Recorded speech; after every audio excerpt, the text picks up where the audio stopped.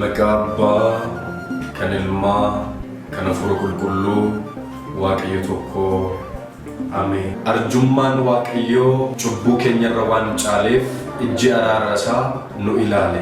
Maarree kanuma sababa godhachuun obboleettiin keenya faarfattuun Warqinash Asfaw Aagaa faaruu mata dureen isaa ija araara keenya qopheessuun eebbaaf dhiyeessite. Ija araara keenya maalaalame tola keen gooftaa koo. Faaruun kun guddaa guddaa barkuu rashan saajaa eegale galma mana amantaa qulqulluu Sillaasee Araakkiitti argamutti bakka Phaaphaasonni, luboonni, barsiisonni, faarfattoonnii fi keessummoonni garaagaraa argamanitti ni eebbifamu. Maatiiwwan Waaqayyoo warra hin dhageenye dhageessisuun warra dhagee yaadachiisuun guyyaa sanaa irratti hirmaattanii eebba Waaqayyoo akka fudhattan kabajaan waamicha keenya isin dhiyeessina. Waaqayyo nama guyyaa sanaa nu haa taasisu eebbifamaa quraamuna. Ija araara keenya maalaalame tola keen gooftaa.